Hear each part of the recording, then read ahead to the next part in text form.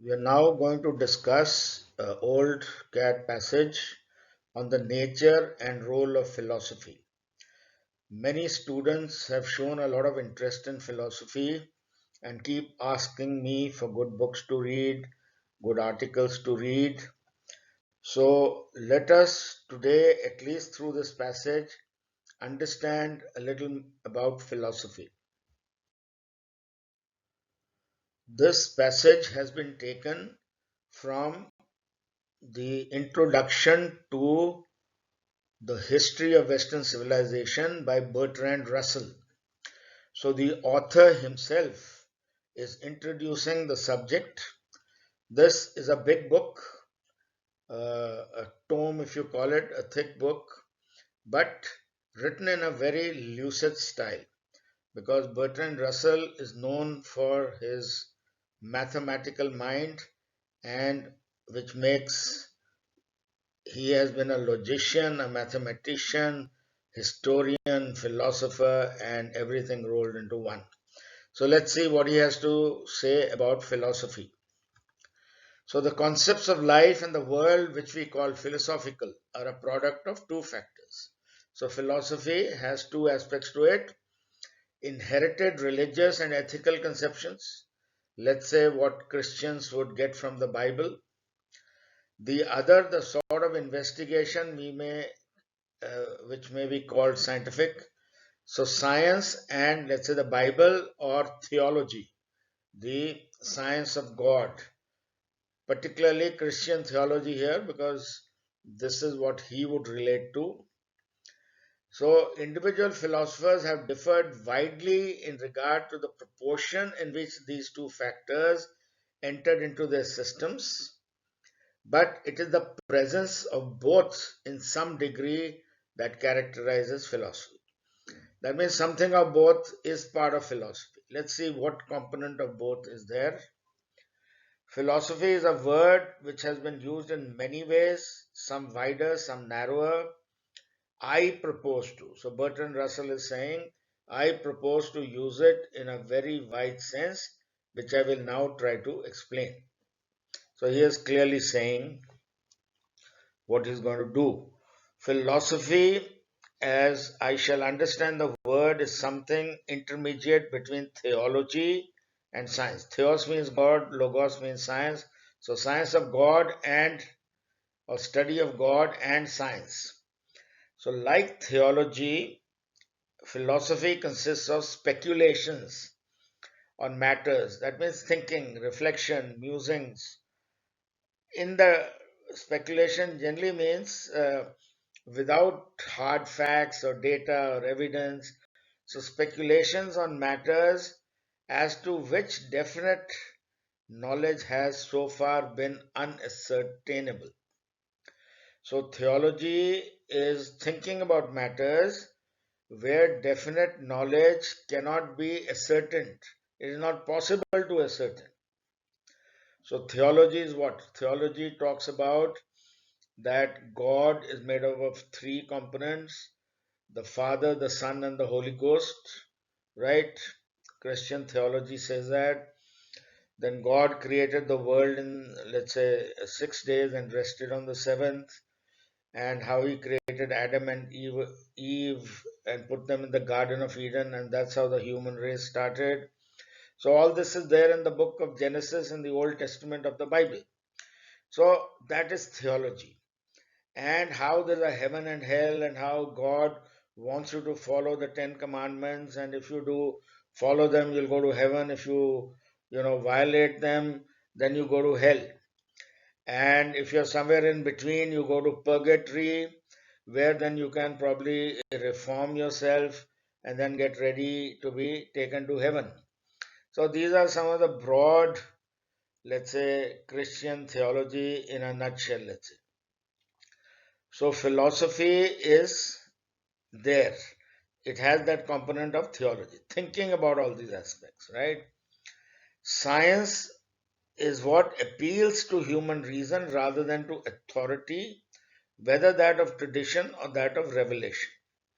So, science is what you observe and then you logically reason out things and come to theories and so on and so forth.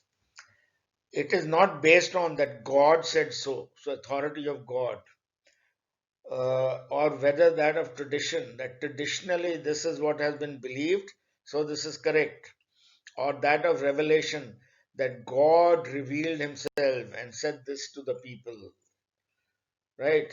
So science is based on logic, not on theology, let's say. So, not on authority, tradition, or revelation. So, all definite knowledge belongs to science because science only comes up with, though we have seen that whatever science comes up is also, tentative, never definite. But let's, as per Bertrand Russell's thinking, all science, all the definite knowledge that is available to mankind is there due to scientific efforts. All dogma as to what surpasses definite knowledge belongs to theology. So, theology is all belief, faith, faith in what God revealed, faith in the authority of God. Uh, so, it is firm, fanatical, dogmatic beliefs, right? But between theology and science, there is a no man's land, exposed to attack from both sides. This no man's land is philosophy. So you have philosophy somewhere in between, which obviously intersects with theology because it has a component of theology in it, and it also intersects with science because it has science also in it. So what part of theology and what part of science does it have? And the rest of it is, of course, in no man's land in between them. But yet it has some aspects of both of them.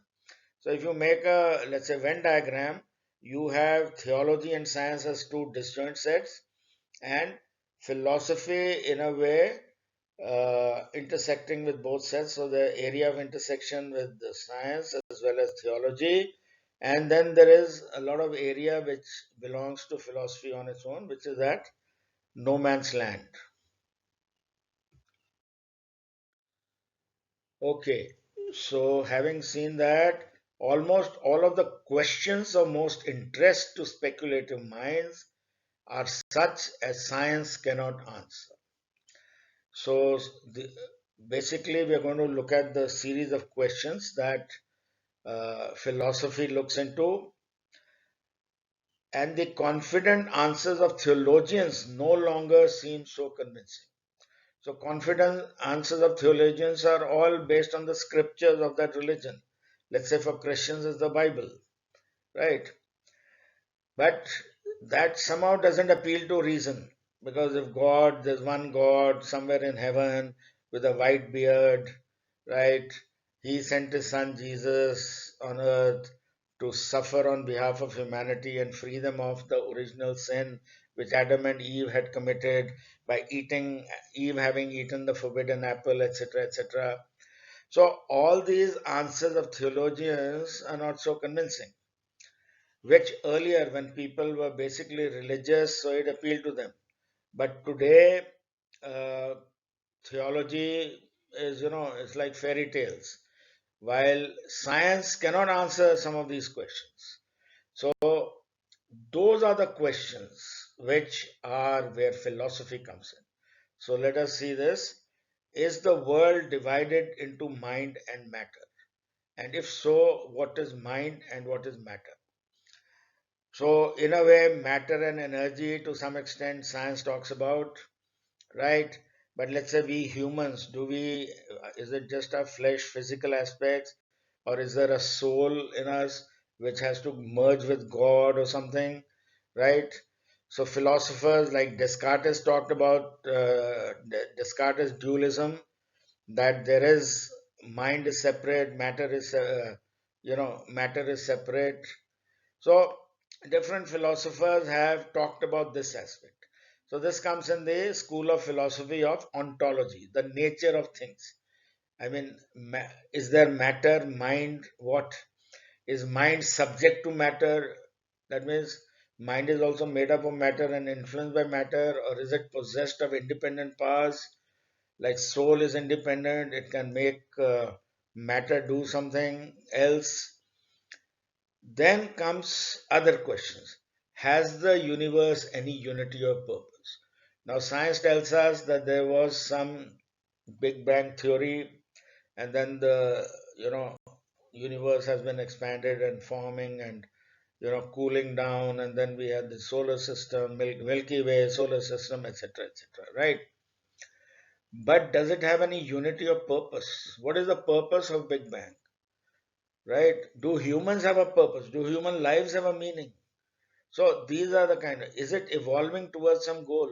Is finally the universe going to stop somewhere and then we are going to have some grand party or something at the end once it's finished expanding?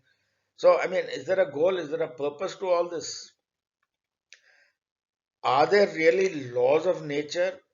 Is there really a law of gravitation and other things? Or do we believe in them only because of our innate or a love of order?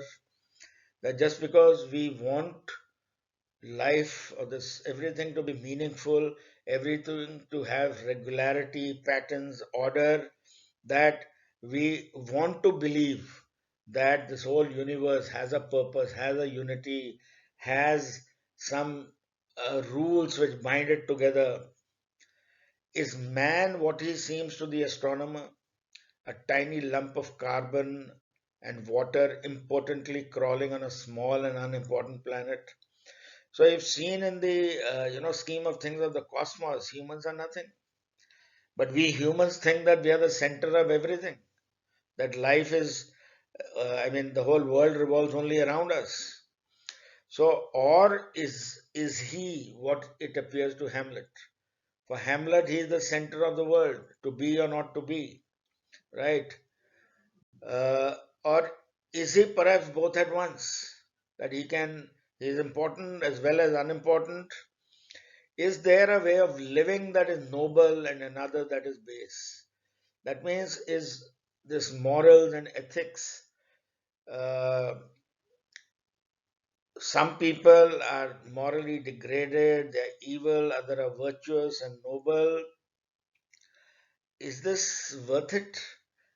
In the sense, does it carry any meaning? After all, what is human life's meaning? What is the purpose? Do we have to be virtuous? Why can't I be base? Or is all ways of living merely futile? Is there a way of living that is noble? In what does it consist and how shall we achieve it? So, these are questions that most of us, as teenagers, we start when we try to discover our own identity and try to. So, speculation and the speculative thinking starts around that time as we mature, right? So, these are the questions that philosophy tries to answer. So, must the good be eternal in order to deserve to be valued? That means if there's some good in us, it has to be worthwhile and a valuable thing. That is why one must be good. Or is it worth seeking good even if the universe is inexorable moving towards death? If the whole universe is expanding and getting frittered away, and tomorrow we all are going to die and there's nothing eternal about the scheme of things, then what is the worth of being good? Why can't I be bad and be evil and steal money and wealth and enjoy my life while I still can? Is there such a thing as wisdom? Or is what seems such likely the ultimate refinement of folly? So we think we are wise, that we should be good and this and that. Alright, tomorrow you are going to die, stupid. Live today. So wisdom and folly, what is wisdom? What is folly? So these and such questions are what theology answers by saying there's a God. So there's obviously unity and purpose, there is order. He's the guy who's designed this whole complicated world, right? So there's obviously a purpose. He's designed us so that we can be good and achieve his blessings and mercy and be, rewarded by him in heaven. So theology gives these answers to these questions, because these questions are in our minds, and religion tries to answer them in their way. But obviously, those don't appeal to logic, and therefore, we try. We've got a scientific temper. We've apply our mind logically, and we find that doesn't satisfy us, right? Science gives us limited. Science doesn't tell us why. What is the purpose of our life? Okay. So, to such questions, no answer can be found in the laboratory. That means science has no answers to these questions, except maybe to an extent to that, okay, uh, planets are rotating in orbits around the sun, and there's a solar system, and so on and so forth. So, to some extent, science gives us, but what is the purpose of all this? What is the purpose of solar system to exist? What is the purpose of life? It doesn't answer purpose of life, right? Meaning of life, the purpose of the very existence of universe, or our consciousness, or our soul, or whatever. Science has no answers for this.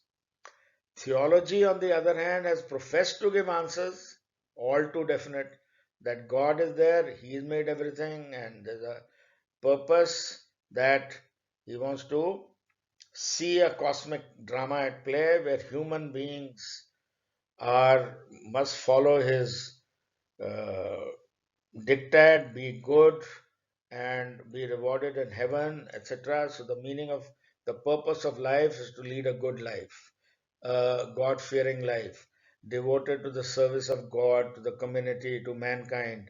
So, theology gives all these answers, but our logic somehow doesn't accept them. So, but their definiteness of these answers of theology causes modern minds to view them with suspicion. So finally, he sums up the studying of these questions, if not answering of them, is the business of philosophy. Science cannot answer them, theology answers them too simply, which modern minds cannot accept. So, philosophy therefore comes in to study these questions further, to speculate over them, take a little from science, knowledge from science, take these very questions from theology, because theology has answers to these questions. So don't take their answers, reject theology's answers, just take these questions from theology, take the scientific and the logical method from science, and you study these questions. Now, philosophy also doesn't claim to answer them. It is just studying. So, it's the studying of this question that is the business of philosophy. You'll say, why study if you can't answer them? What's the use of studying? So let's see what he says further. Okay, so the author anticipated your question and he asked the question himself. Why then, you may ask, waste time on such insoluble problems when you can't find an answer? To this, one may answer as a historian or as an individual facing the terror of cosmic loneliness. So, as a historian, what is the importance of philosophy? Why just study them? Why waste time on such answers? Because man has tried to study such questions for ages. So ever since men became capable of free speculation, their actions have depended on their theories as to the world and human life, as to what is good and what is evil, because they needed some kind of tentative kind of answers to be able to lead some kind of life, to have some. So we'll see what. Uh, so man has always done this. We know from our own, let's say, Indian culture, people, rishis and munis have been going to jungles and just meditating, speculating over these questions and coming up. So all our metaphysics in Upanishads and all, try to give us some theories about the universe and our role here, etc., etc. So this has been happening always. So the historian, if you study, so he is writing this book, The History of Western Civilization. So he is writing the history of Western philosophy. So philosophy for a historian is important because philosophy has always existed. People has always been talking about these questions that were enumerated in the previous para. So, to understand an age or a nation, one must understand its philosophy. Now, to understand the Oriental, the Eastern, let's say, civilization or Western civilization, you need to understand its philosophy. To understand China, you need to understand what Confucianism said. To understand Japanese ethos, and you have to understand Shintoism. To understand India, you have to understand Hinduism and Hindu philosophy, right? The Vedantic philosophy. Similarly, with the Western world. So, each nation or age had a philosophy. And to understand them, you must know what they thought, right? And then what they captured and wrote books on and what guided. I mean, there's a mythology, the whole Gita, has so much to say. So, to understand its philosophy, we must ourselves, in some degree, be philosophers.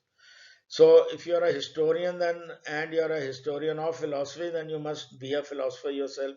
Only then will you understand what Vedantic philosophy is saying, etc. So then he says there is here a reciprocal causation, cause and effect relationship. The circumstances of men's lives do much to determine their philosophy. Let's say in the Indian Indus Valley civilization, there was fertile land and excess of food production. So there were so many people who didn't have to work at all. So they were just sitting and gazing at the sky and asking all these insoluble questions and answers and trying to figure out. They were meditating, going to jungle. So let's say in the Indian context, because of a agrarian society with bountiful food resources, nobody had to struggle to obtain food or to work for a livelihood. So there were enough guys who had enough spare time to sit and think. And naturally their philosophy, so their circumstances, their socio-economic conditions created their philosophy. So it had an influence on the philosophy, the nature of the philosophy. And conversely, because the philosophy said so and so, they further determined the course of their history, right? So if you're living in benign natural surroundings where nature is bountiful, you're likely to be more gentle and more contemplative. And while let's say the Western civilization, which had to fight against storms and extreme weather conditions and uh, eke out a living through nature, through hunting, through let's say capturing land so that they could get more food for their people. So their philosophy emerged in a different way. And then that philosophy further led to their whole civilization emerging in a different way. So there's a distinct Oriental Eastern civilization and a distinct Occidental Western civilization. So as a historian, philosophy is important because all ages and nations have had philosophy. They've been busy thinking about these things and writing about these things, and people believing and acting on them. So, for a historian, it's important, and socioeconomic conditions determine philosophy. Philosophy further determines the changing socioeconomic conditions, etc. Okay, so one use of philosophy is to a historian. Now, next is for a, let's say, person. On top, we saw an individual facing the terror of cosmic loneliness. Now, let's take a person like me who finds that I am just a lump of carbon and water in this great universe. While I was reading The Brief History of Time by Stephen Hawking, that's what I felt, that there's such a universe and this and that. What am I? What is my purpose? What am I doing here? Right?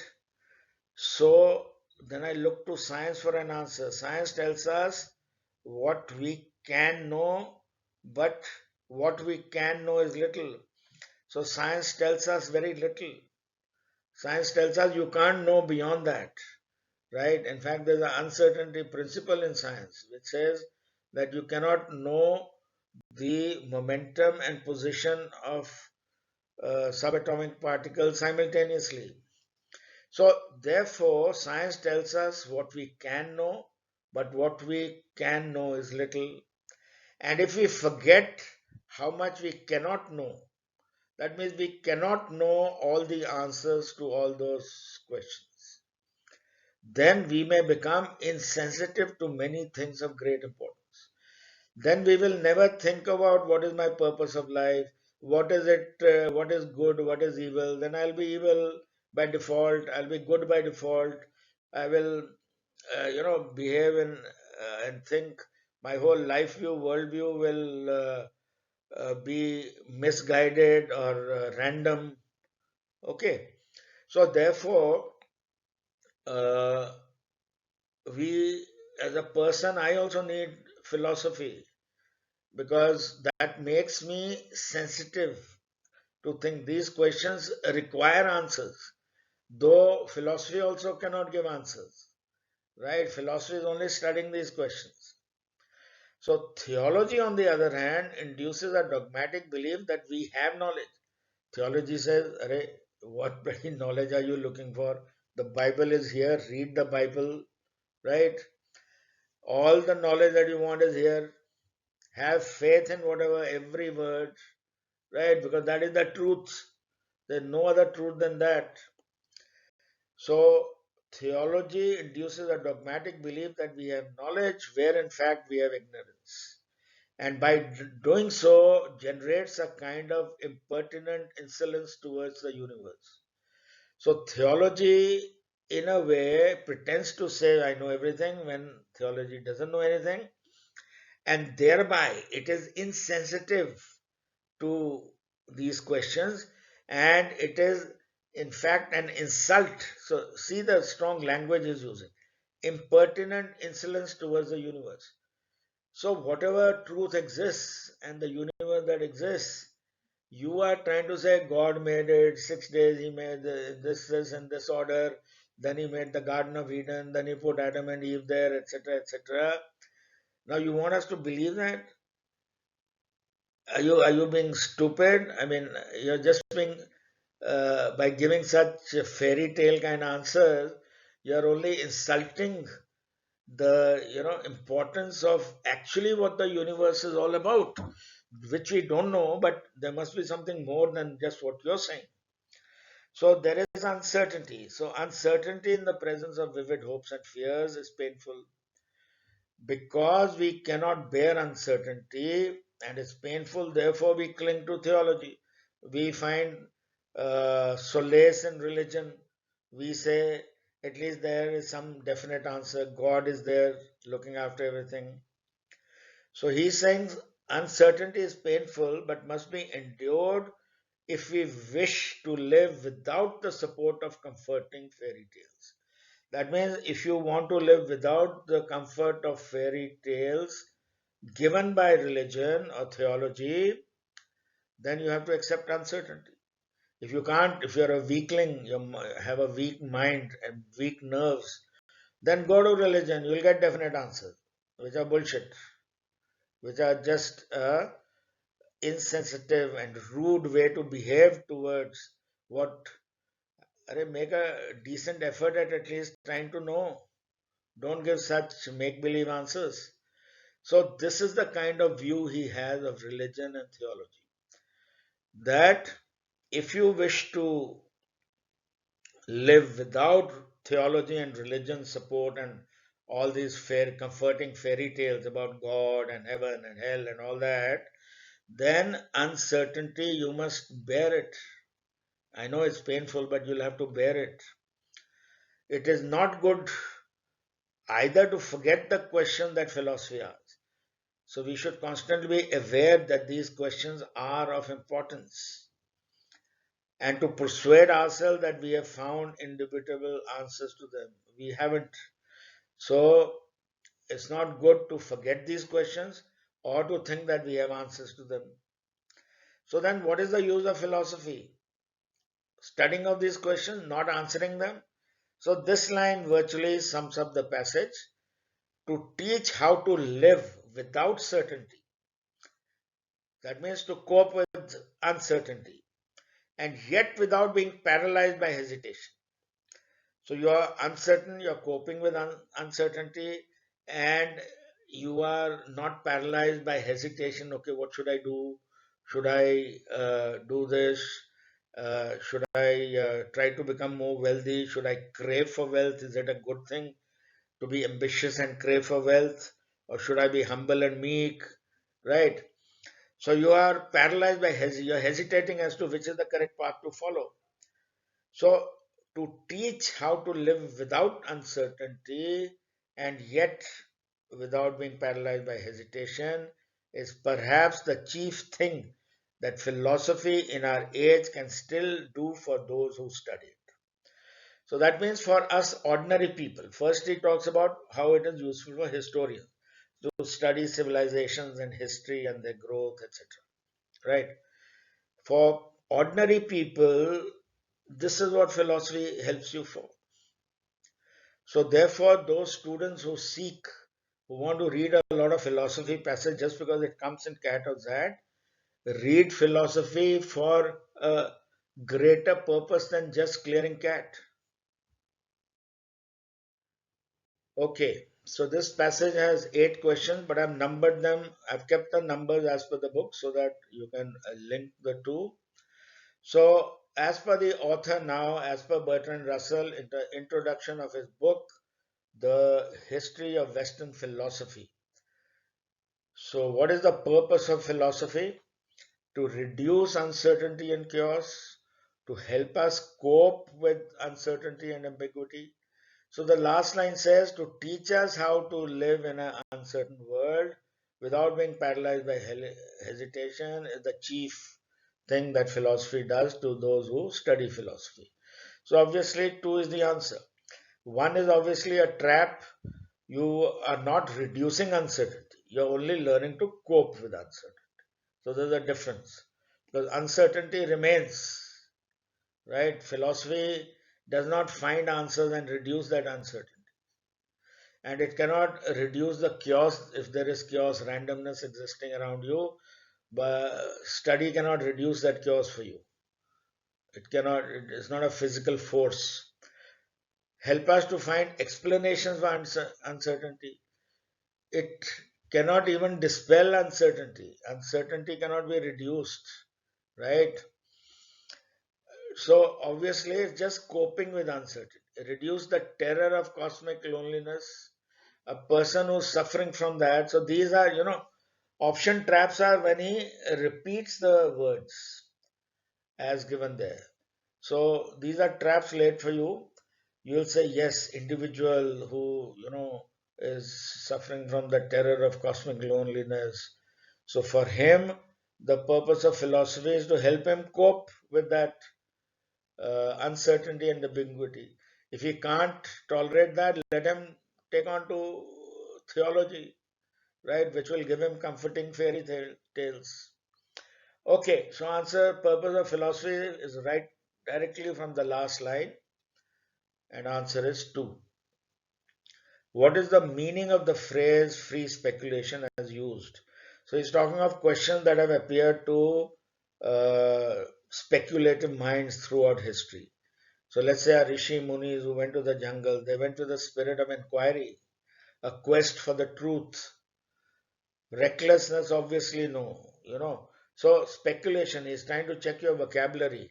Like you speculate in the market, then you are probably being reckless in gambling and your money away. So obviously not recklessness. That is, if you misunderstand the meaning of speculation. Speculation has two distinct meanings. One is speculation in the financial markets, the other is speculation, philosophical speculation, metaphysical speculations. That means free thinking with a spirit, open spirit of inquiry, all those questions which uh, you can't really find an answer, but you need to study them. So spirit of inquiry, quest for truth, hence both 1 and 2. So option answer is 4. Okay, this question seems to be from the first two paras. Based on this passage, what can be concluded about the relation between philosophy and science? So we've got that Venn diagram in our head that science and theology are disjoint sets with a gap in between, no man's land, and philosophy circle you can draw intersection. So it intersects with theology to take those questions which need answering, and it intersects with science to take the scientific rational approach to trying to study these questions. So uh, theology, otherwise, rest is all comforting fairy tales and all insolence, impertinent insolence to the universe. So, all that is the balance, and the definite answers of science do not help us answer these questions. So, that's how you should view that relationship. So the two antagonistic, philosophy and science, how can they be antagonistic when the very logical scientific approach is being borrowed by philosophy? Right? The two are complementary, that they complete each other. So if you take science and take its approach, leave out its findings, but its approach and philosophy trying to answer them, so they complete each other. So obviously, two is the answer. There's no relationship between the two. That's wrong. Philosophy derives from science. It only borrows the scientific rational approach from science. And it borrows the questions from theology. And then it tries to use both, or use the scientific method to try to study those questions. That is what philosophy is. So again, 4 is out. So option 2. From reading the passage, what can be concluded about the profession of the author? Now, this profession question is bothersome, but it's a matter of evaluation. You have to do inductive reasoning here. Probably. So, the fact that I have already mentioned that it's Bertrand Russell and from this book, so this question is a giveaway. But suppose I had not mentioned all that, you know that he sees the importance of philosophy from a historian's point of view. So he could have some connection with study of history, maybe, we don't know. Philosopher, again, to study philosophy and even talk about philosophy, or you have to be some sort of a philosopher. So let's say he has some philosophical inclinations, but we are not sure. Scientist, yes, he knows about the rational and the scientific approach. Theologian, now, theologian, one can be sure he is not, because he talks about theology only giving us comforting fairy tales. So these are his own views about theology as a field. It only gives us these questions worth asking. Otherwise, uh, the answers it gives us is all bullshit, and it is in fact showing an insolence, an impertinent insolence towards the universe by not being sensitive to the fact that we cannot know these answers, and you're just trying to give some stupid answers in lieu. So he has a rather antagonistic view of theologians and of theology as a field, except that, of course, those questions belong to the speculative world. So one can, out of the four options, probably conclude that he is not a theologian. Note the fact that you can be a theologian and yet hate your own and think that theology is all bullshit and yet be a theologian. It is possible. But among the options, most likely he is not a theologian. Next question. According to the author, which of the following statements about the nature of the universe must be definitely true? Now, the word definitely true, your antenna should come up because definite answers, we saw that science only has definite answers and science has little. So, that's all definite what we know. Does the universe has unity? There's no definite answer even with science. Does the universe has a purpose?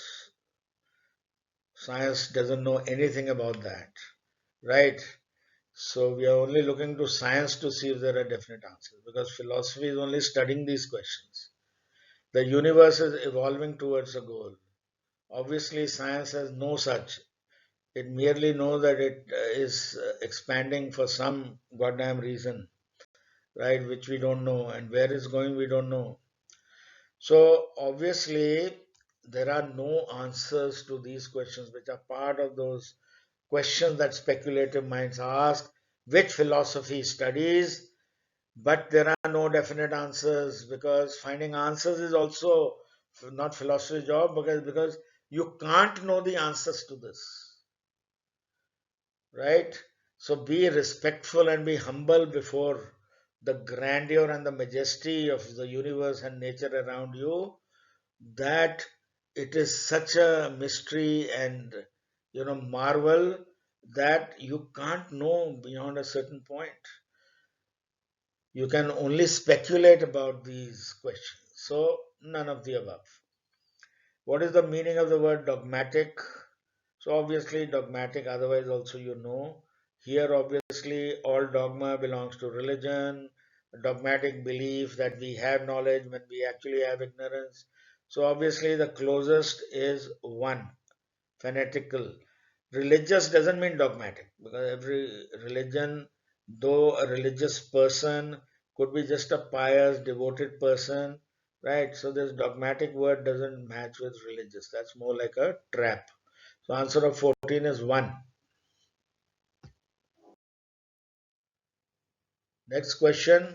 Based on this passage, what can be concluded about the relation between philosophy and history? Earlier we saw relationship between philosophy and science. Now with philosophy and history. So if you recall, reciprocal causation, circumstances determine the philosophy that emerges in that place, and the philosophy of that place determines the further circumstances or the way that society develops further. So, philosophy influences the course of history.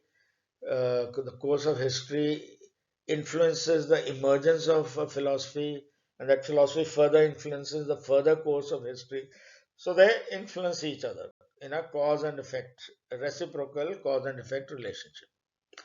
So the latter is the cause, the former is the effect, goes against that. No relationship is wrong.